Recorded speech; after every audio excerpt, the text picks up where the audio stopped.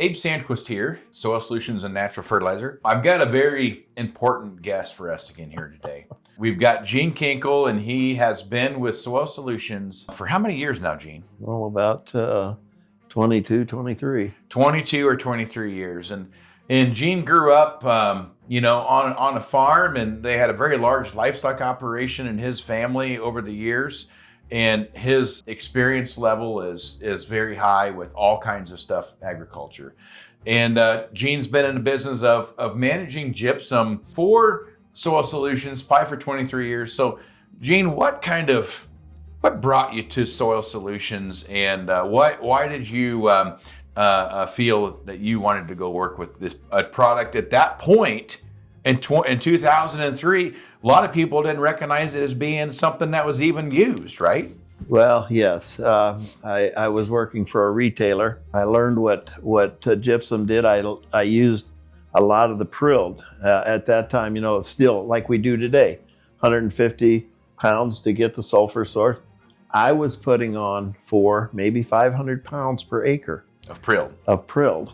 It was cheaper back then, of course. Yeah. But I had customers when I was leaving to go to soil.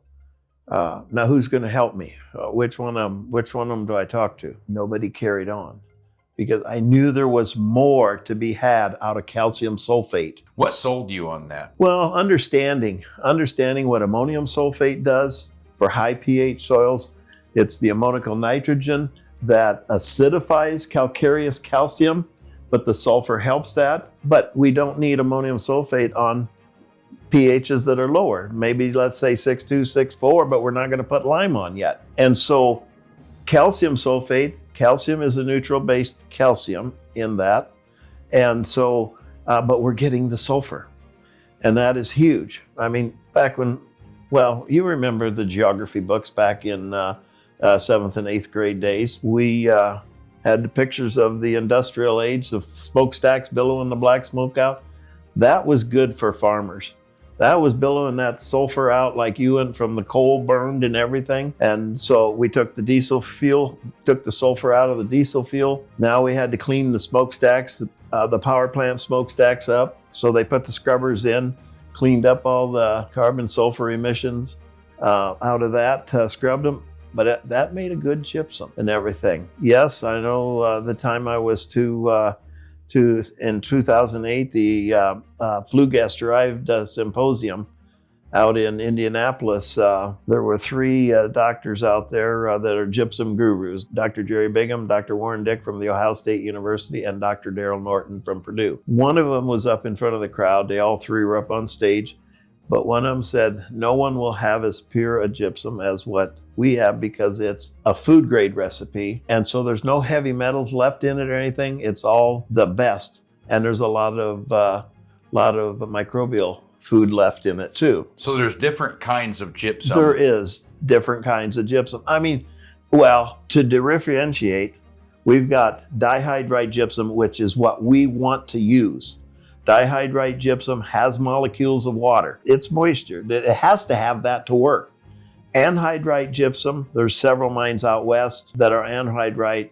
It could take up to 5 years for it to work, if we put it out there. It's not activated. No, it takes time. So anyhow, yes, the dihydrite is what we've always used. That's what we have here in the Midwest. That's where the sheetrock comes out of the mines, is dihydrite gypsum, and goes into sheetrock. It's used for different things. Yep. So you were working with the co-op, and you were marketing pelletized gypsum, and then you've met Bob and Dale and Kevin with Soil Solutions and decided to go that route and look at mainly focusing on gypsum because you saw a need for that in the industry, not only from a sulfur source, but what is the calcium doing in that play? Well, Abe, as you know, calcium is the king element of all nutrients. And every bit of nutrient that gets into a plant has got to piggyback on available calcium to get into through the rhizosphere, through the root hairs. We have to make sure we have available calcium.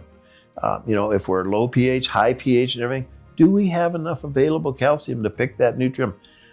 Most farmers have seen von Liebig's whiskey keg or water barrel, with the slats cut at the various heights with the different nutrients listed on each one of those slats. Which one is the limiting source of yield? But we've never paid a lot of attention to calcium. And that might be the one if we have really high or low pH. So, I've had people tell me like, well, I've got high pH calcareous soils in Western Iowa. Mm-hmm. I don't need gypsum because I've got a 75% or higher base saturation. Is that correct? The base saturation will be very high if it's calcareous calcium. It's reading all that calcium, but it's not available calcium. And so, yes, I look at a lot of them that the pHs are 8, and we are 78, 82% base saturation of calcium. That is not available calcium. We have to understand that. Everything affects everything in what we look at and do. Just as in looking at the base saturations, I looked at one recently here for a young man, take over the operation. From Grandpa kind of wanted him to do this, and his uncle had been farming too and everything. And so he grid sampled. Well, he had one of the grids was at 4.2 pH. We have to remember the pH goes down, and especially when we get from 6.0 to 5.9, that's magnified 100 times. We go from 5.9 to 5.8, another 100 times. He was at 4.2. The base saturation of hydrogen, I would love to be at 5%. That says I've got about a 6.6 pH. That 5% is giving me mineralization. That's helping me. He had 74.3% base saturation of hydrogen. So where does that put the calcium? Yeah. Below 25%, because we've got to have a little magnesium and we got to have a little potassium. We're not going to have a lot. So he was so inverted on that yes, it was going to take a lot of lime to bring that up and everything. And this is why it is so important to try and help everyone, especially the young farmers out that taking over for some of these, or they rent a farm that has been ignored on looking at where is our pHs, where are we, and understanding, do I want to buy into a problem? If I understand, reading a soil analysis and understanding a soil analysis to me is the first and foremost thing of soil education that we have to understand and get to. And so looking at that and understanding, our base saturations and where they are. So you mentioned low pH and hydrogens and base saturations off. A lot of people have said, oh, you're applying gypsum. Is that going to increase the pH? Tell me the difference between gypsum and ag lime, because they're both calcium, but tell me the difference on how they work in that base saturation. Lime is calcium carbonate. The carbonate is what knocks off the hydrogen, and the calcium, is there bringing our pH levels back up. As we get rid of the hydrogen, we're offsetting the hydrogen, lowering it back down on the base saturation, and bringing the calcium base saturation up. Just as the opposite side, a lot of the high pH, everything too, we're looking at where is the magnesium in the soil. They're terrible. We've got a lot of magnesium in a lot of these soils anymore. And simply due to how we've treated the soils, everything affects everything. And so as we apply, our commercial fertilizers, everything, we're changing the structure of what's going on and how it can get rid of and flush things and do things. And so these are all things that we have to be aware of.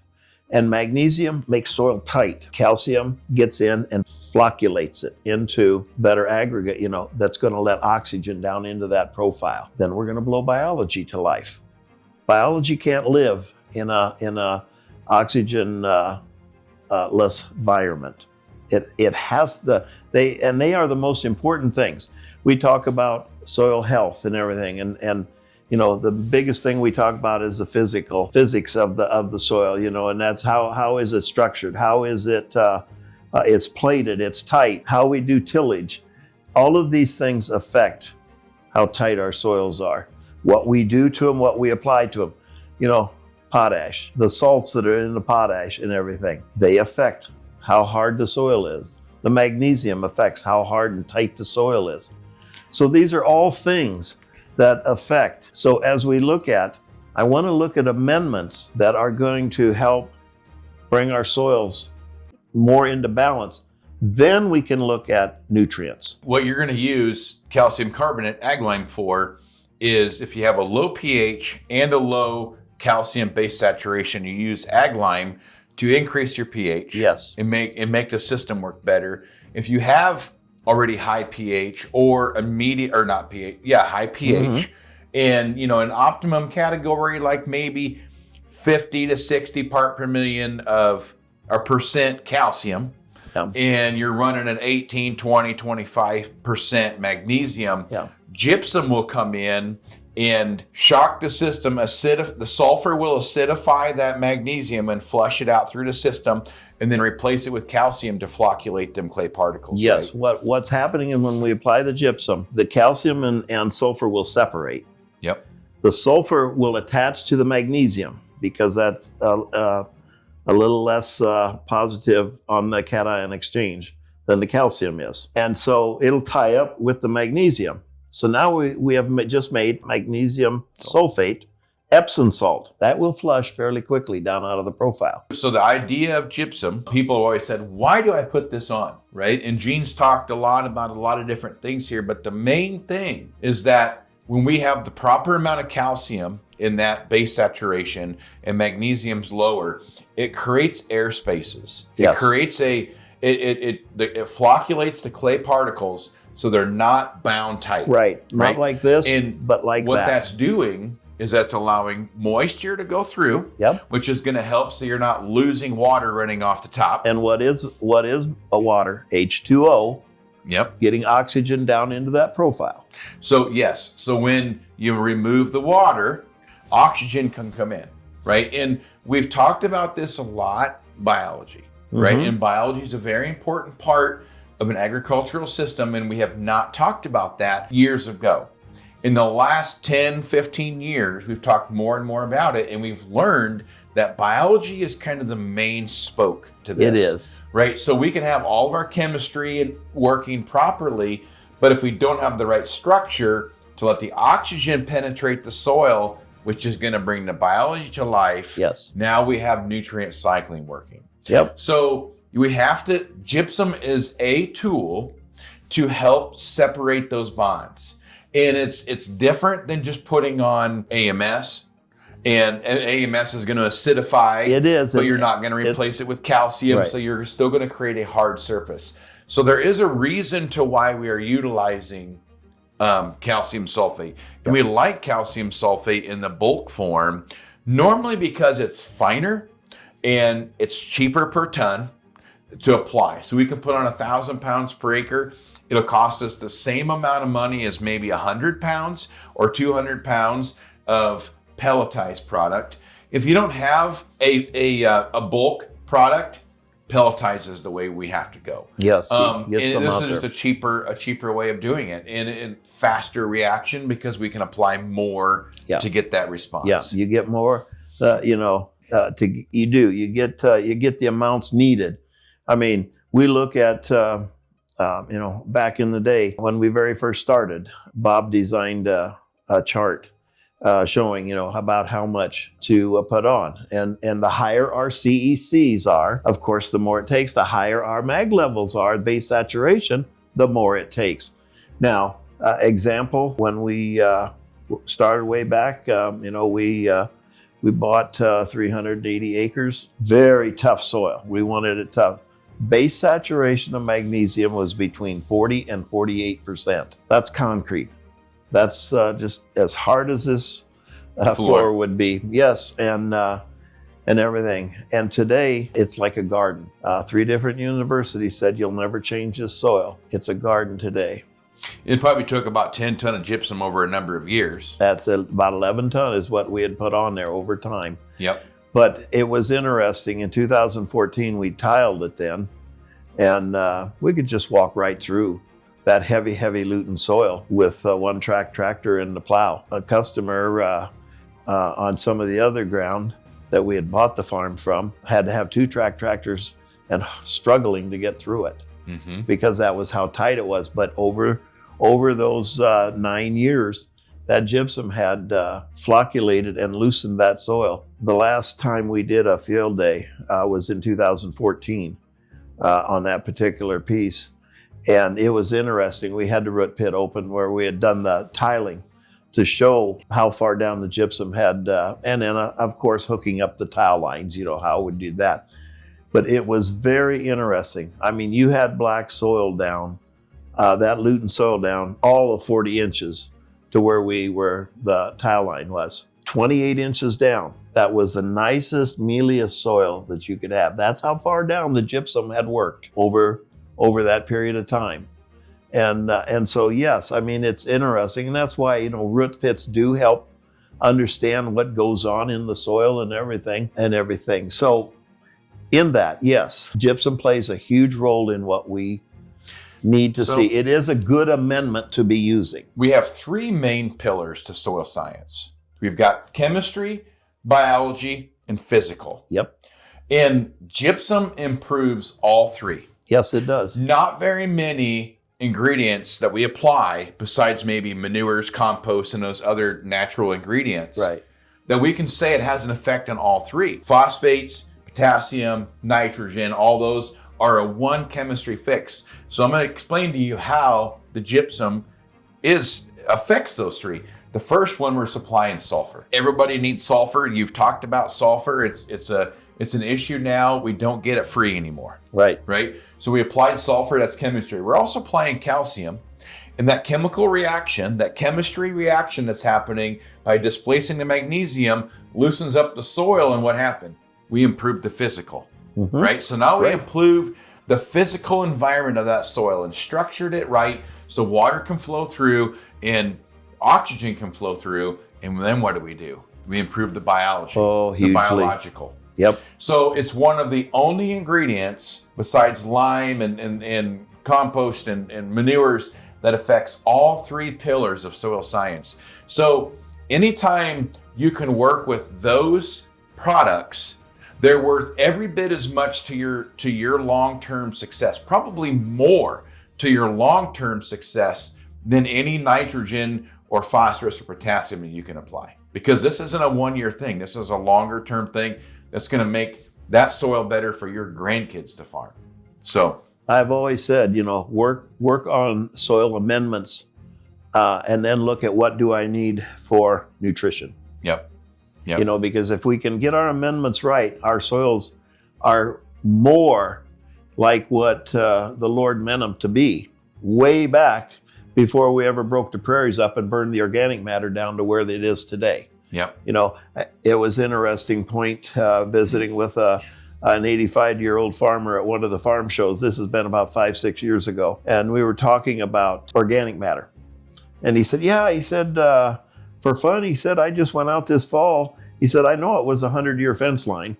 Well, that would have been 15 years before his time, but he knew that it was a 100-year fence line. He pulled a sample out and sent it in. The organic matter was at 13%. So, 10 to 15% is where God originally designed this soil to be, and this is what we've done to degrade over time.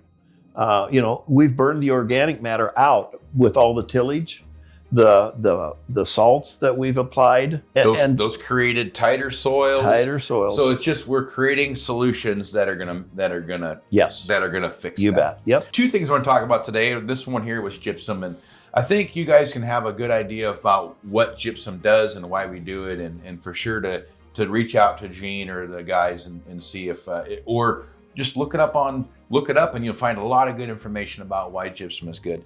But Gene, I also want to talk about another thing here today on this episode, and it's one more thing that you get very passionate about, and most of us, I think, never thought about it. It's water pH in a solution that we use when we apply chemistry to our crops for either it's a pesticide or a crop protection or even foliars. And I think you probably learned this probably working with foliars and trying to get more to penetrate the plant leaf, and then found out that it actually helps with our other crop protection ideas. All the herbicides. Tell me your experience that you had with a gentleman, a farmer that you worked with that had a hard time killing some weeds, and what did you come up with? Well, this was, I got a call in middle of summer. We had hot dry. He said, I can't kill my giant ragweed or tall water hemp. The 4 foot up through the 2.5 foot tall beans. I'm going to spray for the 3rd time. How do I kill them? Well, at that point, most guys say, well, you're not going to. You've already sprayed twice. They're hardened off, and they were hardened off. So I met him.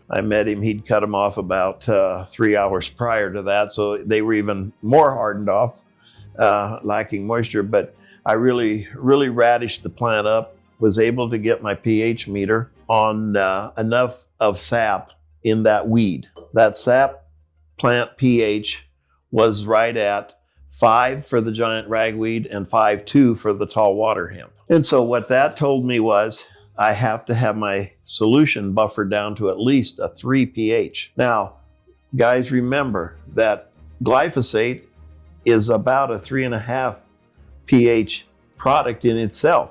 So it's very, very acidic. It's a very low pH product. We'll get into the plant very quickly that way. But if the water we put it in, if we don't test it and treat it, let's say that we take it into between a 7 and an 8 pH water, what happens immediately, the calcium in that water encapsulates around that molecule of herbicide or fertilizer and takes its efficacy away. Right away, we have limited the power of that herbicide to do its effective job. And so in that, we have, if we understand and we can buffer our water down to at least 5.5. Early on, the young plants, they're tender, they'll take it in faster. But when we spray, we've got to get that product down through that leafy surface, that blade of grass, whatever, and get it into the cell wall and then down the phloem tube. That's how we kill those weeds. And if we can't do that, if it dries on the surface, we didn't kill the weed. So you met the guy. Mm-hmm. You figured out his pH was a 4.5, 4.2 of plant sap. Yeah. So you recommended to the guy to test his water. What was his water pH? Well, he was using about 7.5 pH water. Okay. So and that was the struggle. And so of course, he had been using some citric acid. He just didn't use enough to lower it enough. And so I said, get your water down to about 3. He got it down to about 2.7. Really low. Okay. Really low. And I talked to him 2.5 weeks later, and there wasn't a living weed in the field. Killed them all. Now, how does that affect the crop, right? Is there any negative effect to getting your water pH that low? No, it didn't hurt the crop at all. Yeah, no. Because it's resistant to that herbicide anyway. Right. And if you had fertilizer in it, if you're applying a fertilizer with it, it would actually help get that fertilizer into the plant. Into the plant a lot quicker. Because it doesn't matter what kind of plant, it's going to want that lower pH. Yep. It that softer water lets it diffuse over our crop plant, and will accept it in a lot quicker. If it dries on the leaf, if we're foliaring and it dries on the leaf of the plant, we just wasted that money for this year. Yeah, that'll degradiate. It'll be there for next year. But it did not do any good, because we have got to get it through the waxy leaf surface, down through the cell and down the phloem tube and out where the microbial can touch it, and then it's coming back up into the roots and in. They have put radioactive material with, and good foliars that have been buffered down within 45 minutes of application. It has been down, out the roots, touched by microbial being, and that nutrient, what that plant is hungry for, is coming back into the plant. Some people will say, just put more AMS in there. What's that AMS? Is AMS AMS is a water conditioner, but will it affect your pH? AMS, the best I've ever done is got it down to about 6.8. And I did this with a gentleman up northwest Iowa. The water was 8.2. I tested it, I got there, I tested it. So we dropped in 170 pounds in 1,000 gallons of water. Agitated it up very good. Okay, let's test her. 6.8. Oh, that's not low enough. So he put in another 170 pounds of ammonium sulfate. Agitated her up again. We did not change the water one bit further. Stayed at 6.8. Stayed at 6.8. There's other ways to lower your pH, and there's many different products out there. Mm-hmm. And one of the cheapest forms that you've came across is citric acid. Citric acid to me is right. It's a natural. It's a natural. Some people say, well, it doesn't hold the pH. It holds the pH long enough that when we spray, the plant will take it in and everything. Now, if we get caught with a sprayer for over the weekend, yeah, I'd say put some more in. Lower the pH again. Lower the pH. Check your solution. Sure. And if it needs buffered again, just add a little bit. Yeah. Usually it's like just a coffee can goes in a sprayer tank, and that's about it all it takes. Yeah, I mean, I feel a farmer's best friend is a pH meter. I'll run this up. So turn that on, Gene. I'll let them see. Okay. And then I'll have you, we'll show them what the pH of this water is and show them how fast this works. Okay, you're set. So it looks like this one's running about a 7.1, this water, right there. And I'm going to have Gene put citric acid in there, and we can show how quick. Can you pull this out? If you will, because I'm just going to get my finger wet. I got my finger wet. I've got just a little bit here in the very little bit there, Abe. You can see that. There's very little bit in the cup. Let me show you here. I don't know if they can even see it. There's just looks like a little salt dusting on top of that, moving around. Okay, so I'm going to dip my finger into that. Just a few prills. Just a few prills. Oh, maybe get just a little bit. Well, let's just do this. Okay, Abe, go ahead and put it back in there.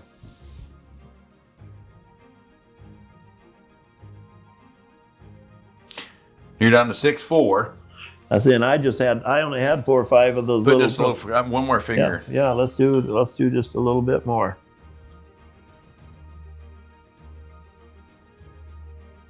I might have to get just a little bit more here.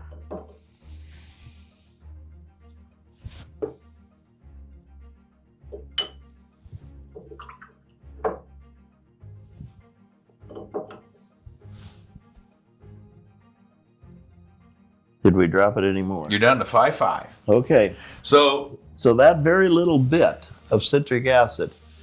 Pretty much he just wet his finger and put it on there. Gene, take a little pinch and drop it in there. Well, we'll get it down to like 2. Oh, or we'll get it down to 0.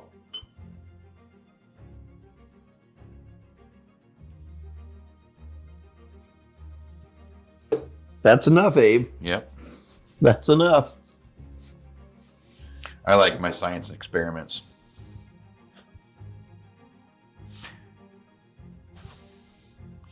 So you can see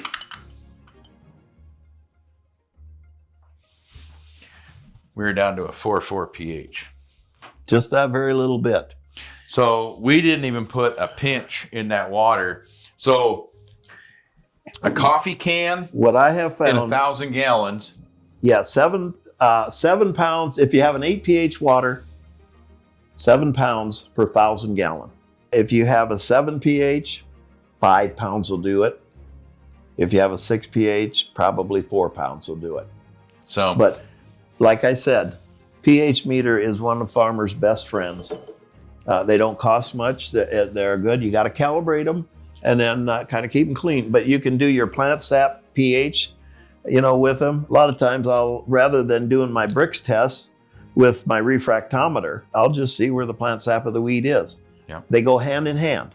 The higher the Brix, the lower or the more balanced I am on pH in the plant. I know at a meeting here recently, we had a farmer ask, well, where should my Brix test be?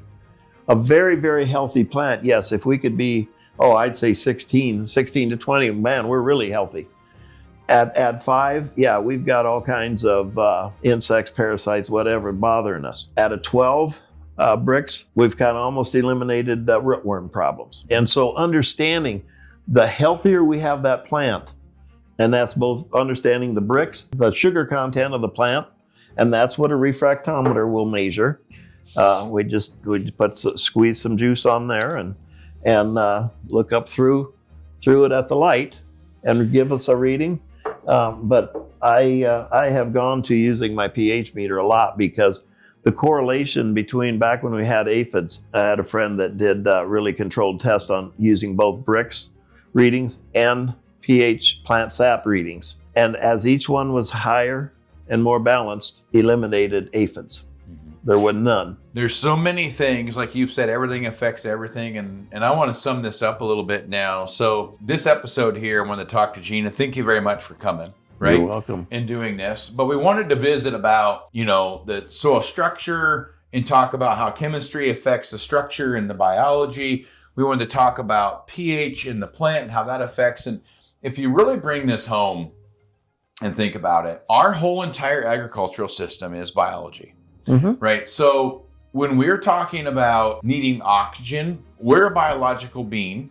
We need oxygen, right?